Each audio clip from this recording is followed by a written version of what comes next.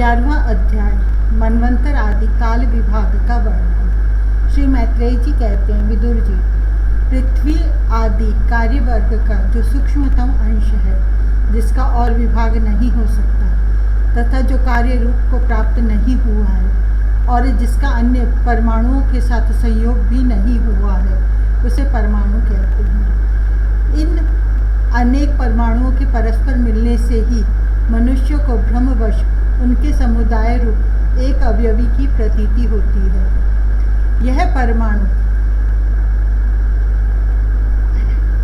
जिसका सूक्ष्मतम अंश है, अपने सामान्य स्वरूप में स्थित उस पृथ्वी आदि कार्यों की एकता, समुदाय अथवा समग्र रूप का नाम परम महान है। इस समय उनमें न तो प्रलय आदि अवस्था भेद की स्फूर्ति होती है और न नवीन प्राचीन आदि काल भेद का भान होता है और न घटपटादि वस्तु भेद की ही कल्पना होती है। साधु श्रेष्ठ, इस प्रकार यह वस्तु के सूक्ष्मतम और महत्तम स्वरूप का विचार हुआ। इसी के सादृश्य से परमाणु आदि अवस्थाओं में व्याप्त होकर व्यक्त पदार्थों को भोगने वाले सृष्टि आदि में समर्थ अव्यक्त स्वरूप भगवान काल की भी सूक्ष्मता और स्थूलता का अनुमान किया जा सकता है। जो काल प्रपंच की परमाणु जैसे सूक्ष्म अवस्था में व्याप्त रहता है, वह अत्यंत सूक्ष्म है, और जो सृष्टि से लेकर प्रलय पर्यंत उसकी सभी अवस्थाओं का भोग करता है, वह परम महान है। दो परमाणु मिलकर एक अणु होता है और तीन अणुओं के मिलने से एक त्रसरेणु होता है, जो झरोके में से होकर आई हुई सूर्य की किरणों के प्रकाश में आकाश में उड़ता देखा जाता है। ऐसे तीन त्रसरेणुओं को पार करने में सूर्य को जितना समय लगता है, उसे त्रुटि कहते हैं। इससे 100 गुना काल वेद कहलाता है और 3 वेद का एक लव होता है। 3 लव का एक निमेष और 3 निमेष को एक क्षण कहते हैं। 5 क्षण की एक काष्ठा होती है और 15 काष्ठा का एक लघु, 15 लघु की एक नाडिका दंड कही जाती है। 2 नाडिका का एक मुहूर्त होता है और दिन के घटने बढ़ने के अनुसार दिन एवं रात्रि की दोनों संधियों के 2 मुहूर्तों को छोड़कर 6 या 7 नाडिका का एक प्रहर होता है। यह याम कहलाता है, जो मनुष्य के दिन और रात का चौथा भाग होता है।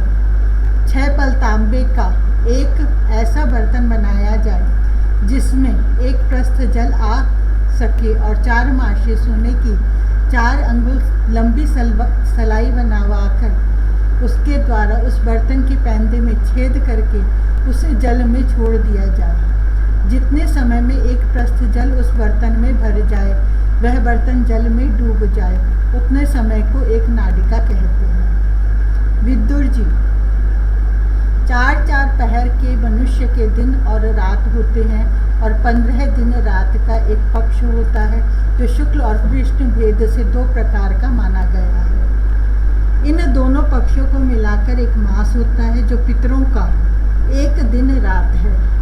2 मास का एक ऋतु और 6 मास का एक अयन होता है। अयन दक्षिणायन और उत्तरायण भेद से 2 प्रकार का है। ये दोनों अयन मिलकर देवताओं के 1 दिन रात होते हैं और मनुष्य लोक में ये वर्ष या 12 मास कहे जाते हैं। ऐसे 100 वर्ष की मनुष्य की परम आयु बताई गई है। चंद्रमा आदि ग्रह, अश्विनी आदि नक्षत्र और समस्त तारामंडल के अधिष्ठाता काल स्वरूप भगवान सूर्य परमाणु से लेकर संवत्सर पर्यंत काल के 12 राशि रूप संपूर्ण भुवन कोश की निरंतर परिक्रमा किया करते हैं।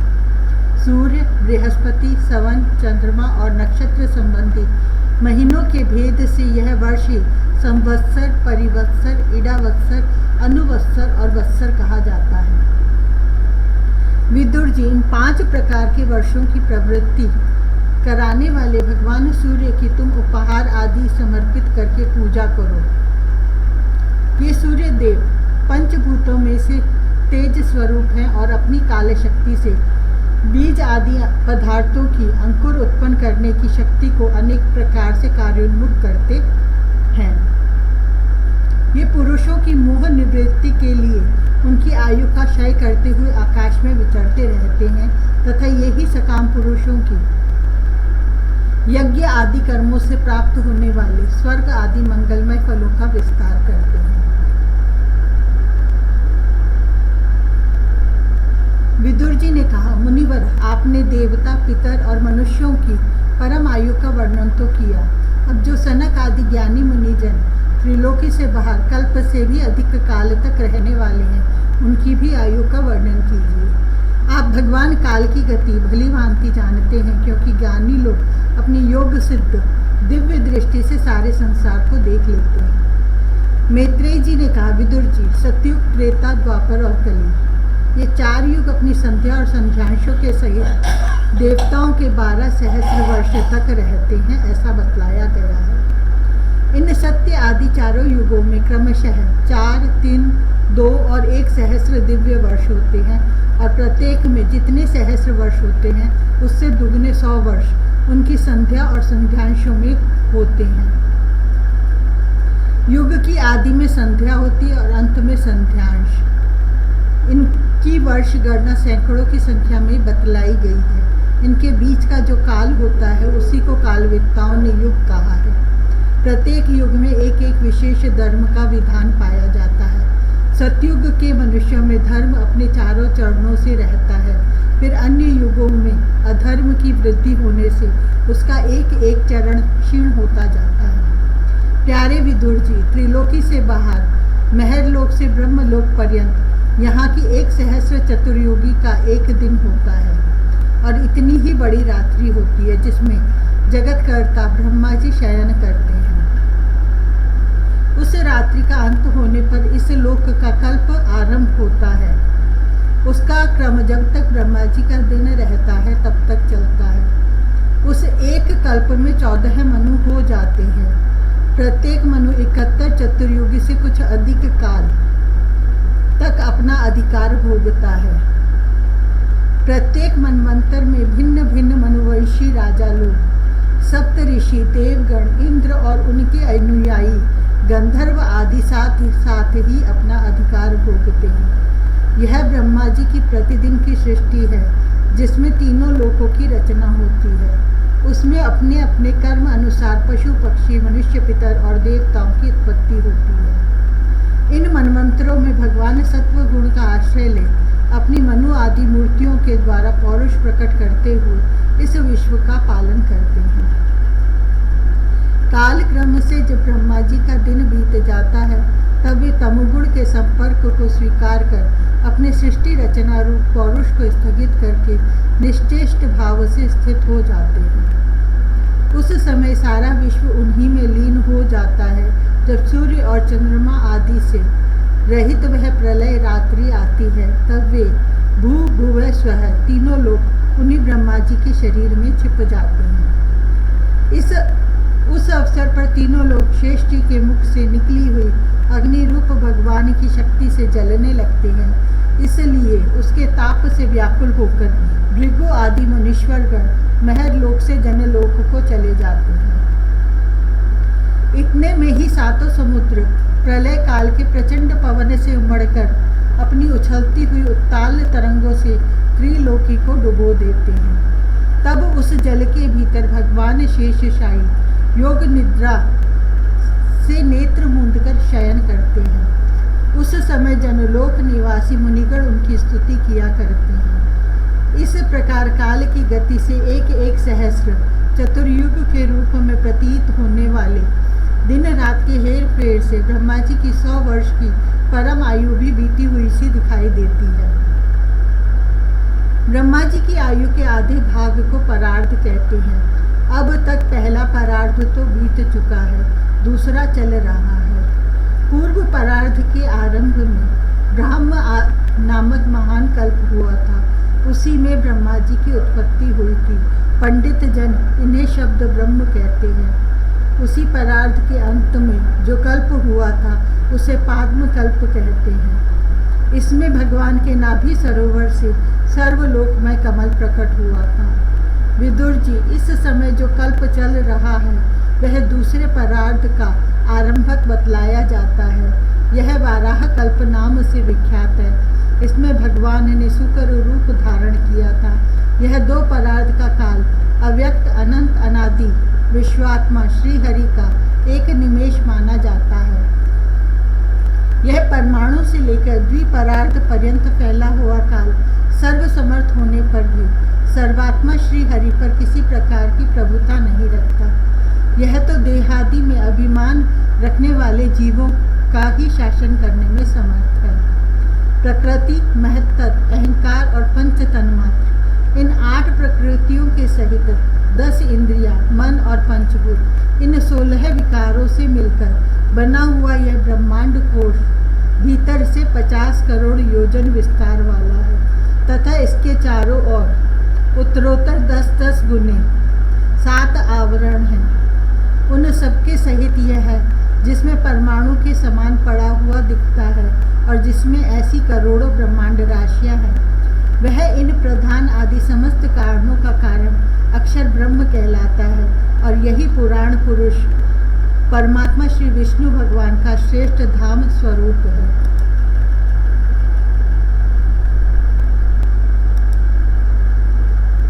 बारहवां अध्याय, सृष्टि का विस्तार। श्री मैत्रेय जी ने कहा, विदुर जी, यहाँ तक मैंने आपको भगवान की काल रूप महिमा सुनाई। अब जिस प्रकार ब्रह्मा जी ने जगत की रचना की वह सुनिए। सबसे पहले उन्होंने अज्ञान की 5 वृत्तियाँ तम, अविद्या, मोह, अस्मिता, महामोह, राग, तामिस्त्र, द्वेष और अंध तामिस्त्र अभिनिवेश रची। किंतु इस अत्यंत पापमयी सृष्टि को देखकर उन्हें प्रसन्नता नहीं हुई। तब उन्होंने अपने मन को भगवान के ध्यान से पवित्र कर उससे दूसरी सृष्टि रची। इस बार ब्रह्मा जी ने सनक, सनंदन, सनातन और सनत कुमार, ये 4 निवृत्ति परायण ऊर्ध्व रेता मुनि उत्पन्न किए।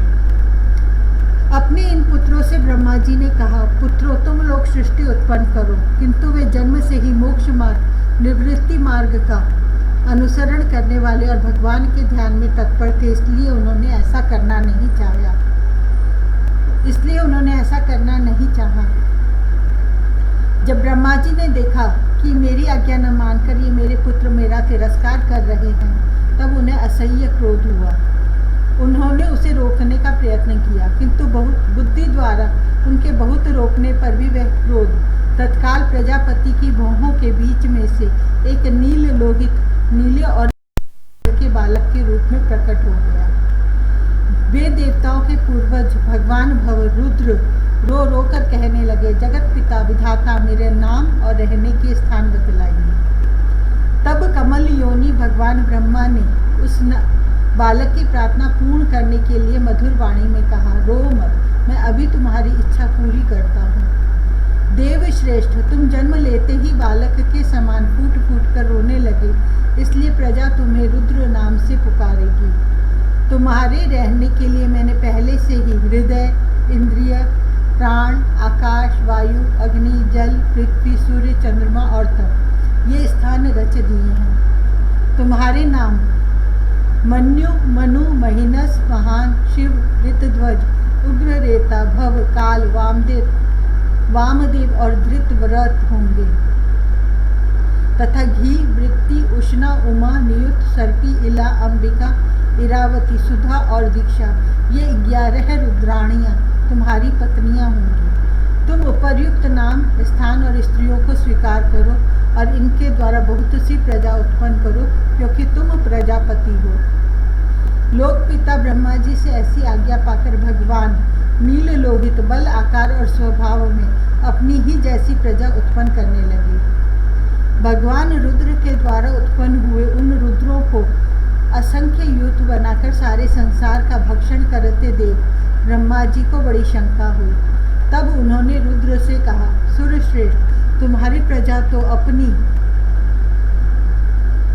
भयंकर दृष्टि से मुझे और सारी दिशाओं को भस्म किए डालती है, अतः ऐसी सृष्टि और न रचो, तुम्हारा कल्याण हो। अब तुम समस्त प्राणियों को सुख देने के लिए तप करो, फिर उस तप के प्रभाव से ही तुम पूर्ववत इस संसार की रचना करना।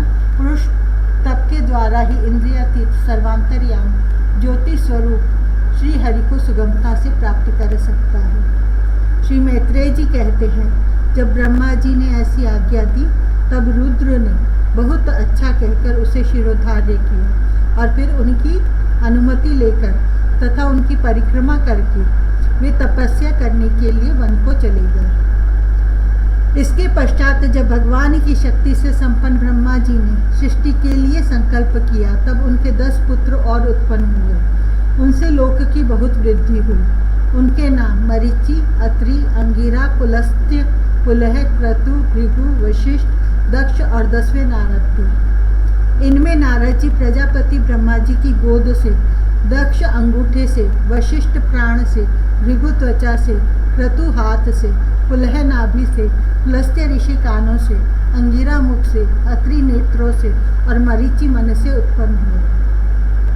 फिर उनके दाएं स्तन से धर्म उत्पन्न हुआ, जिसकी पत्नी मूर्ति से स्वयं नारायण अवतीर्ण हुए, तथा उनकी पीठ से अधर्म का जन्म हुआ और उससे संसार को भयभीत करने वाला मृत्यु उत्पन्न हुआ। इसी प्रकार ब्रह्मा जी के हृदय से काम, भुहों से क्रोध, नीच के होठ से लोभ, मुख से वाणी की अधिष्ठात्री देवी सरस्वती, लिंग से समुद्र, गुदा से पाप का निवास स्थान, राक्षसों का अधिपति नीरिति, छाया से देवहूति के पति भगवान करदमजी उत्पन्न हुए। इस तरह यह सारा जगत कर्ता ब्रह्मा जी के शरीर और मन से उत्पन्न हुआ।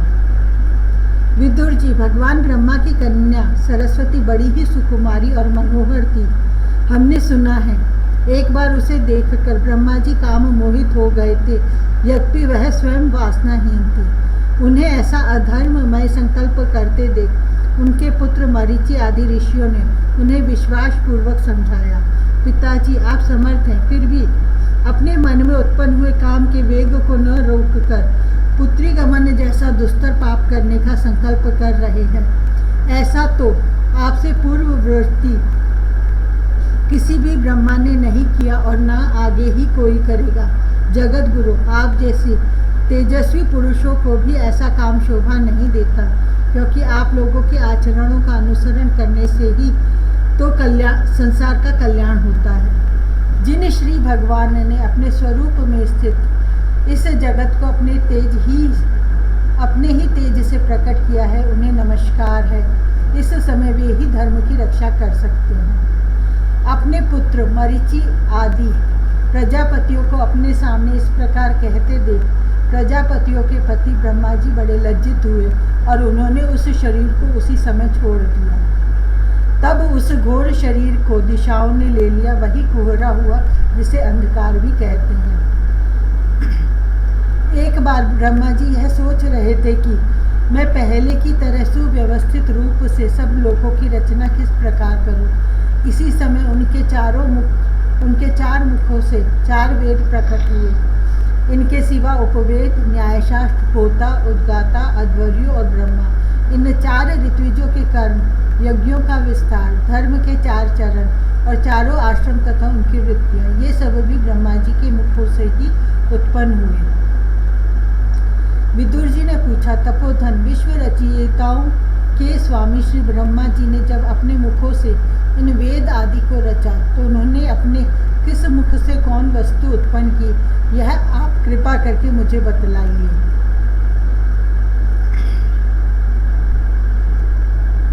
श्री मैत्रेय जी ने कहा, विदुर जी, ब्रह्मा ने अपने पूर्व, दक्षिण, पश्चिम और उत्तर के मुख से क्रमशः ऋक, यजुः, साम और अथर्व वेदों को रचा और इसी क्रम से षष्ठ होता का कर्म, इज्जा अध्वर्यों का कर्म, स्तुति स्तोम उद्गाता का कर्म और प्रायश्चित ब्रह्मा का कर्म, इन चारों की रचना की। इसी प्रकार आयुर्वेद, चिकित्सा शास्त्र, धनुर्वेद, शस्त्र विद्या, गांधर्व वेद, संगीत शास्त्र और स्थापत्य वेद, शिल्प विद्या, इन 4 उपवेदों को भी क्रमशः उन पूर्वादि मुखों से ही उत्पन्न किया।